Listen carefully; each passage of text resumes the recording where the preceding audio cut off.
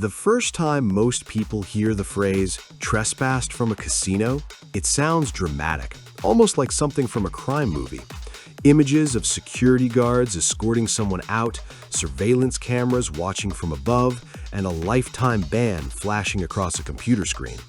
But in reality, casino trespassing is both simpler and more complicated than people think. It's not always about cheating. Sometimes it's about behavior. Sometimes it's about math. And sometimes it's simply about the casino deciding they no longer want a particular player on their property. Imagine this scenario. It's a busy Friday night in Las Vegas. The casino floor is alive with noise, slot machines chiming, dice bouncing across green felt, and dealers calling out debts. A player has been sitting at a blackjack table for several hours.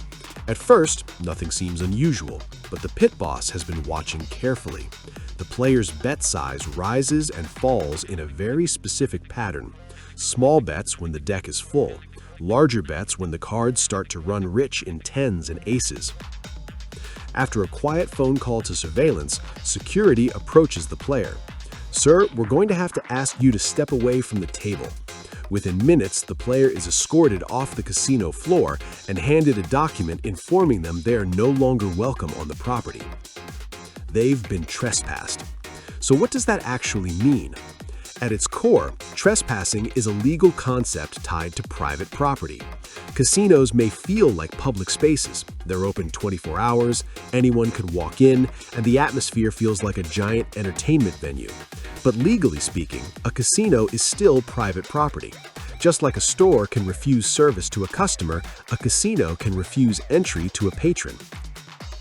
Once a casino formally tells someone they are not allowed on the property, returning becomes a legal violation. That's the key difference between simply being asked to leave and being officially trespassed. Being asked to leave means you should go home for the night. Being trespassed means if you come back, the casino can call law enforcement and you may be charged with criminal trespassing. And casinos take this seriously. Large casino hubs like Atlantic City and Las Vegas operate under strict gaming regulations, but they still maintain strong rights over who can enter their buildings. When someone is trespassed, their name, photo, and identifying information are often logged into the casino's internal security database. Surveillance teams and security staff may even share information across multiple properties owned by the same company.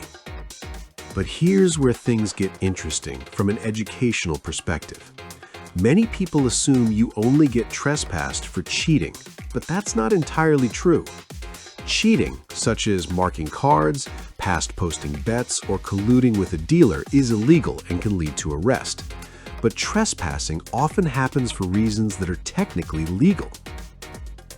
One of the most famous examples is card counting in blackjack. Card counting is not illegal. It's simply a strategy where players track the ratio of high cards to low cards remaining in the deck.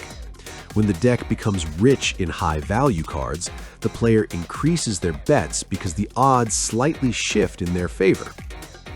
To understand why this matters, we need to look at the basic concept of house edge. House edge equals expected loss divided by total wagered. In most casino games, the house edge ensures the casino makes money over time. For example, a blackjack table might have a house edge of around 0.5% if played with perfect strategy. That means for every $100 wagered in the long run, the casino expects to keep about 50 cents. Card counting doesn't eliminate the house edge completely, but it can swing the advantage slightly toward the player during certain moments of the game. If a player raises their bets precisely when the deck becomes favorable, the expected value shifts. Expected value equals probability multiplied by the payout. This concept is the foundation of gambling mathematics. If the expected value becomes positive for the player, even temporarily, the casino is now at a disadvantage, and casinos hate that.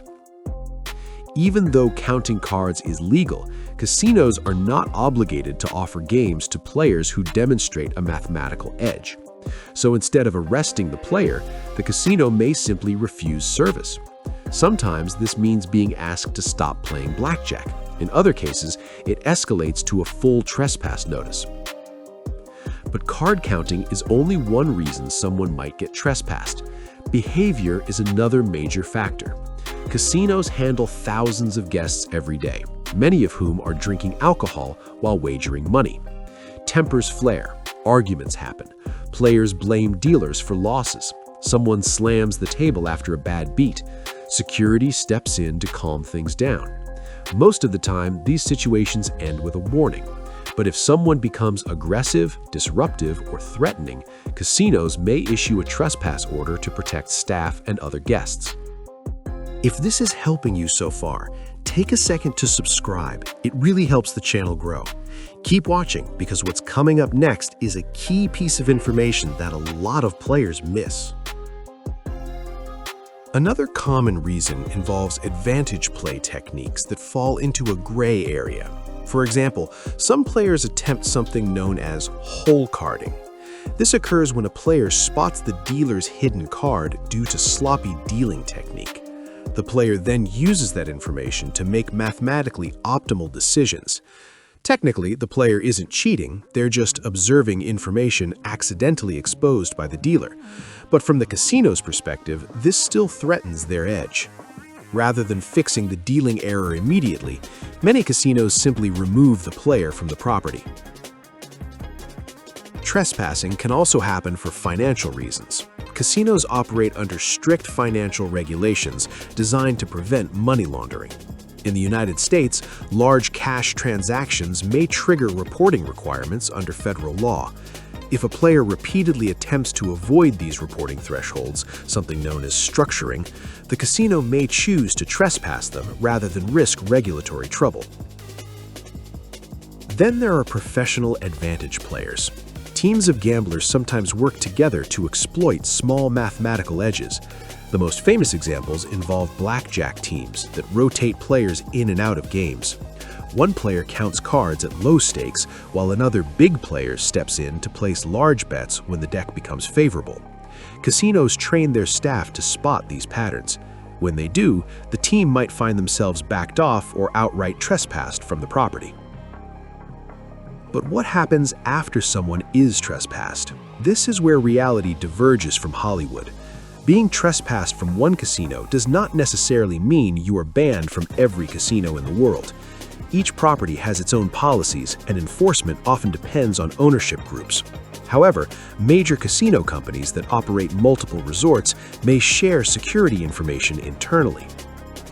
So if someone is trespassed from one property owned by a particular corporation, they may find themselves unwelcome at sister casinos as well. Some trespass notices are temporary, others are permanent.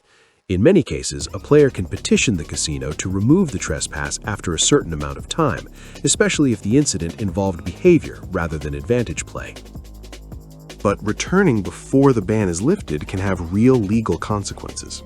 Remember, once the casino formally informs someone they are not allowed on the property, entering again becomes criminal trespassing under local law. And casinos have one major advantage when enforcing this: surveillance. Modern casino surveillance systems are incredibly advanced. Cameras cover nearly every inch of the gaming floor, entrances, elevators, and hallways. Facial recognition technology is increasingly used to identify banned patrons before they even reach the tables. That's why some professional advantage players rotate between casinos in different cities or even different countries. Staying under the radar is part of the strategy. But for most casual players, the lesson here is simple. Getting trespassed from a casino usually has less to do with luck and more to do with behavior, mathematics, or security concerns.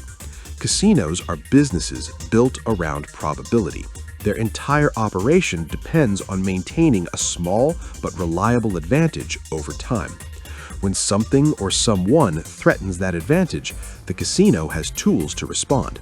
Sometimes that response is a polite conversation with the pit boss, sometimes it's being asked to stop playing a particular game, and sometimes it's a security escort to the door and a notice that says you're no longer welcome.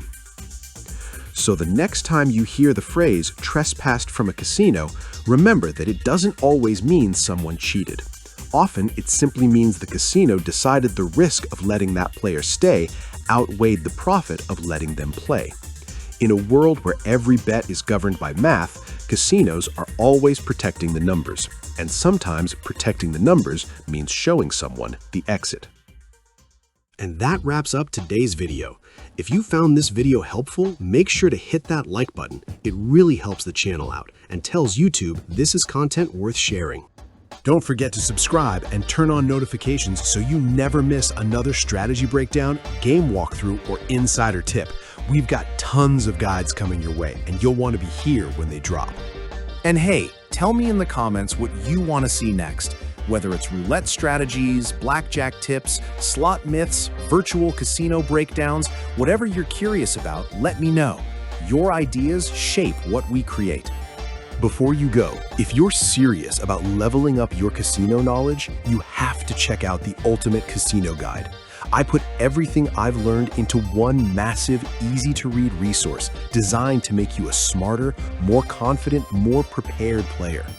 If you've ever wondered which games actually give you the best odds, how do pros manage their bankroll so they don't blow it all in an hour, what tricks casinos use, both physical and digital, to influence your decisions, how to avoid the biggest money traps beginners fall into, then the Ultimate Casino Guide will change the way you play forever.